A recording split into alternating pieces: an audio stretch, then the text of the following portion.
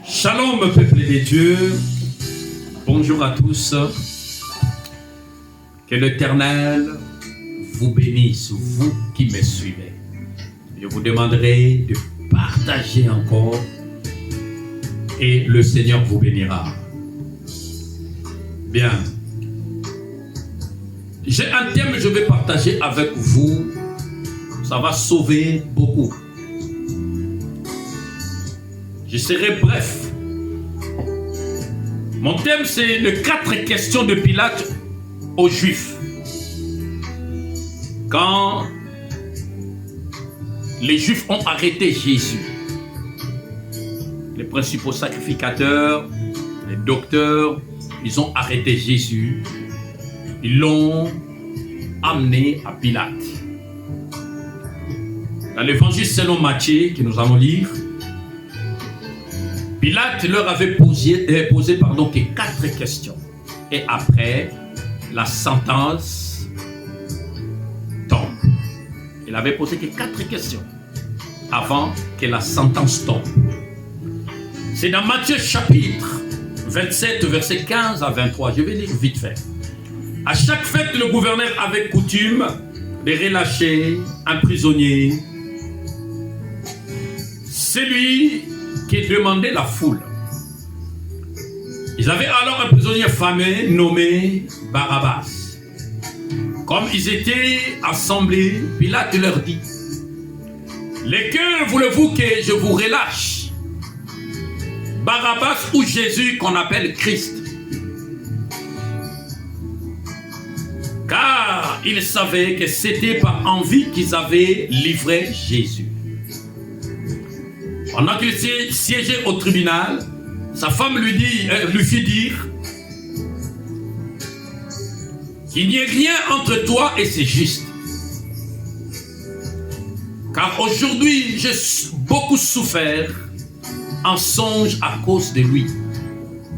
Les principaux sacrificateurs et les anciens persuadèrent la foule de demander Barabbas et de faire périr Jésus.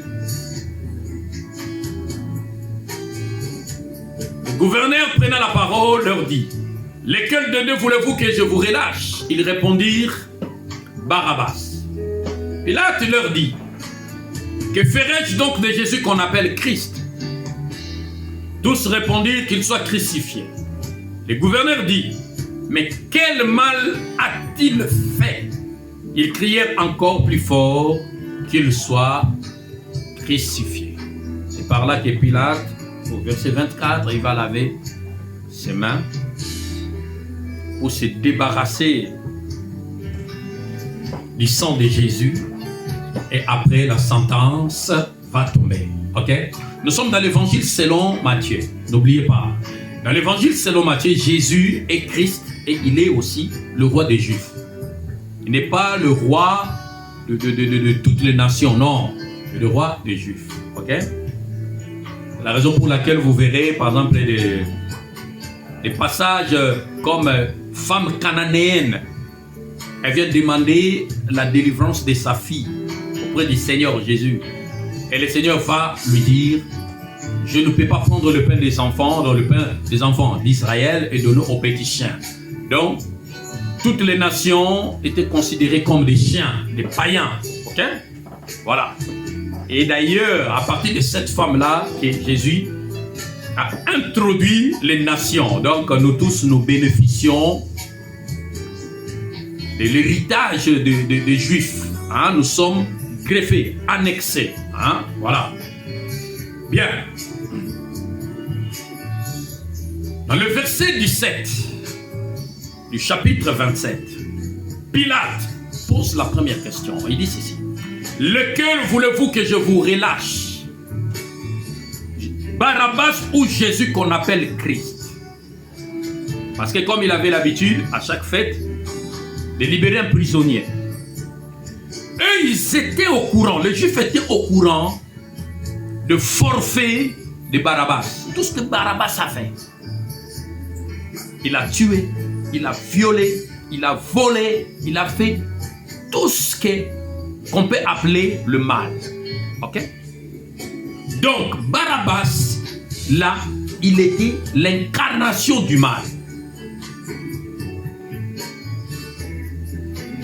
Et le peuple, ou bien la foule va répondre, Barabbas.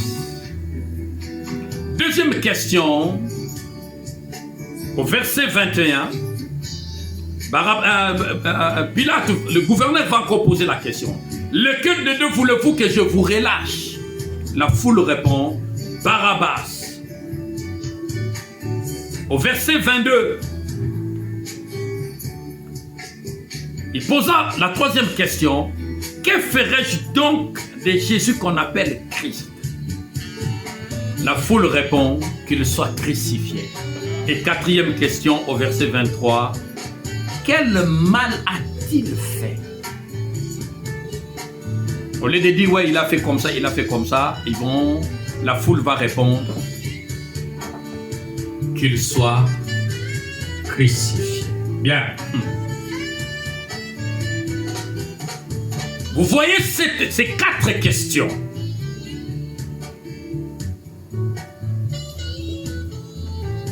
L'un des brigands qui était avec Jésus sur la croix pouvait répondre à ça. Ces brigands, ils pouvaient répondre à ça. C'est ce qu'il a dit avant de mourir. Il a dit, cet homme est innocent.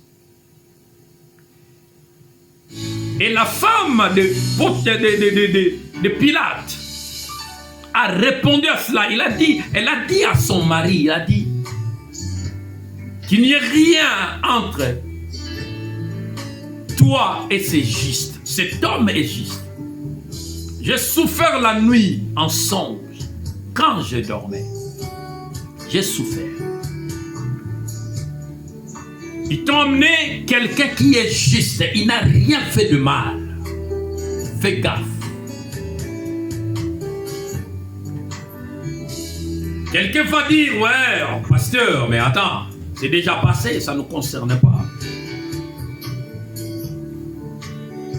C'est déjà passé. Jésus est déjà mort, il est déjà ressuscité. Oui, mon frère, ma soeur, tu as raison. C'est déjà passé, mais prends un moment de réflexion. Si tu étais dans cette foule-là, quelle aurait été ta réponse? Tu vas dire, oui, pasteur Matou, je dirais non, qu'il relâche Jésus, qu'il tue Barabbas. Je suis d'accord avec toi. Tu as raison de dire ça. Je suis d'accord avec toi. N'oubliez pas, Barabbas est l'image du mal. Jésus est l'image du bien. Barabbas est l'image du feu éternel, de l'enfer. Jésus-Christ est l'image du paradis. Ouais, c'est déjà passé, je suis d'accord avec toi. Ah oui, ces quatre questions ne nous concernent pas, je suis d'accord avec toi. Mais prends un moment de réflexion. Pose-toi cette question dans ton cœur. Si j'étais à ces temps-là, parmi cette foule-là, j'étais parmi ces gens-là, qu'est-ce que j'allais répondre? Jésus qui soit libéré ou Barabbas qui soit libéré? Qui méritait d'être crucifié?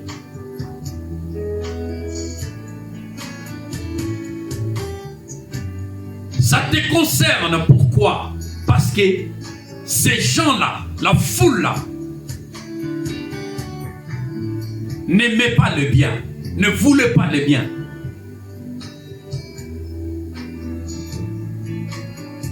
C'était une foule qui aimait ce que Jésus, il aimait ce que le diable avait apporté dans ce monde quand il est tombé ici. Mais ils n'ont pas accepté ce que Jésus nous a apporté. Vous comprenez?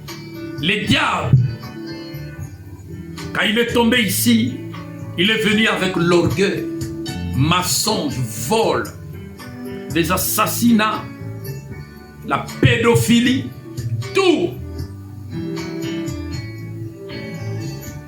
Tout ce qui incarne le mal. Mais Jésus a amené la vie. Jésus a amené la paix, la tranquillité, la bonne santé. Mais les gens là ne voulaient pas ça. Alors pour comprendre que toi aussi tu étais à ces temps-là,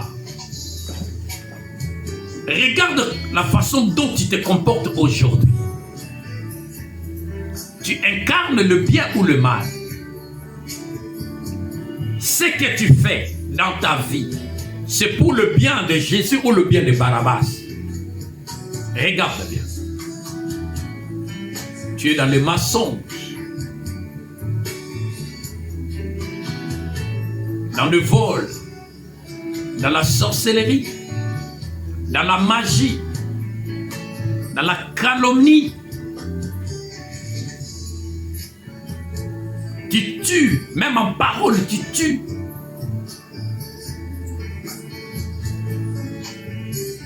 À chaque fois quand nous nous comportons de la sorte, nous sommes assis dans le mal automatique.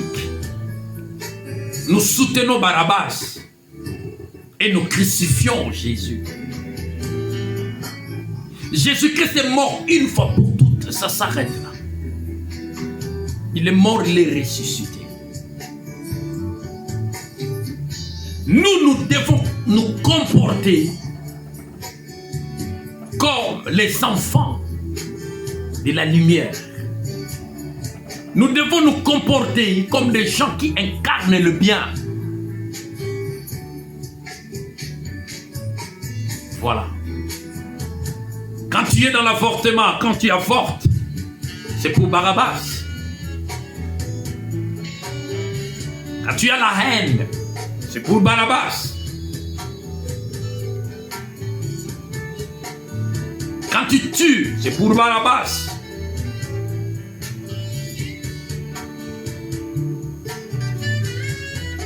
Quand tu voles, c'est pour Barabbas. Or Barabbas incarne le mal. Barabbas était comme un pion du roi du mal, Satan. Voilà, je m'arrête là. Quelle aurait été ta réponse? Avant de répondre, regarde comment tu te comportes. Si le Fils de l'homme revient aujourd'hui avec tout ce que tu fais, penses-tu que tu seras enlevé? Parce qu'il ne descendra pas, il restera en haut sur le nuée, entouré des armées des cieux. Le jour où l'archange va sonner la trompette. Et les morts en Christ, ceux qui sont morts en Jésus, ils seront ressuscités, changés. Et nous, qui sommes encore vivants, si ça se produit aujourd'hui, nous serons changés. Nous serons changés. Ensemble avec ceux qui sont morts en Christ, ressuscités, nous allons monter avec le Saint-Esprit. Pose-toi maintenant la question par rapport à ce que tu fais. Si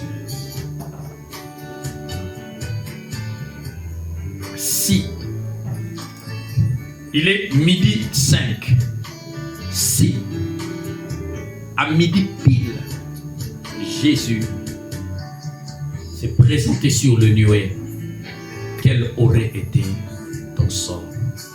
Que l'Éternel te bénisse, l'Éternel vous bénisse, passez une